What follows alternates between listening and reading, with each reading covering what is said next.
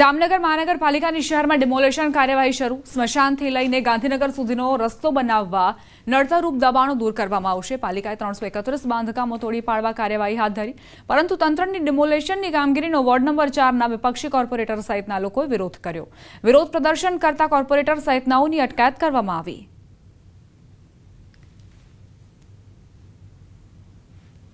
પાલિકા જામનગર દ્વારા સ્વામિનારાયણ નગર થી ડ્રીમ સિટી થઈને નવાગામ ખેડમાંથી પ્રસાર થતી 12 મીટરના ડીપી રોડ જે છે અને એનામાં જે દબાણ છે એ દબાણ દૂર કરવાની કાર્યવાહી અત્યારે ચાલુ જ છે।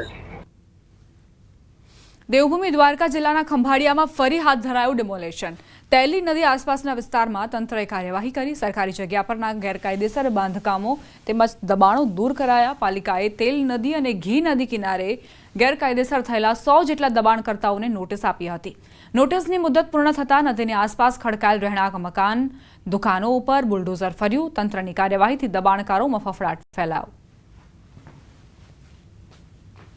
દેવભૂમિ દ્વારકા જિલ્લાના મુખ્ય મથક જામ ખંભાળિયામાં નગરપાલિકા હદ વિસ્તારમાં આવેલ તેલી નદી કિનારે હાલ તંત્ર દ્વારા ડિમોલેશન કામગીરી શરૂ કરવામાં આવી છે। આપ દ્રશ્યોમાં જોઈ શકો છો, ખંભાળિયા નગરપાલિકા હદ વિસ્તારમાં આવતી તેલી નદી છે। આ તેલી નદી કિનારે ગેરકાયદેસર બાંધકામો પર તંત્ર દ્વારા ડિમોલેશન કાર્યવાહી હાલ હાથ ધરવામાં આવી છે। વાત કરીએ તો ખંભાળિયામાં 2 નદી આવેલી છે, તેલી નદી અને ઘી નદી। આ બંને નદી કિનારે અંદાજિત 100 જેટલા ગેરકાયદેસર બાંધકામો છે તેમને તોડી પાડવાની કામગીરી આજથી શરૂ કરવામાં આવી છે। ત્યારે હાલ તેલી નદી કિનારે જેસીબીની મદદથી જે આ ગેરકાયદેસર બાંધકામો છે તે તોડી પાડવાની કામગીરી શરૂ કરવામાં આવી છે। ખંભાળિયા શહેરમાં બંને નદી કિનારે 100 જેટલા ગેરકાયદેસર બાંધકામો છે નગરપાલિકા દ્વારા નોટિસ આપ્યા બાદ આજે ડિમોલેશનની કામગીરી શરૂ કરવામાં આવી છે।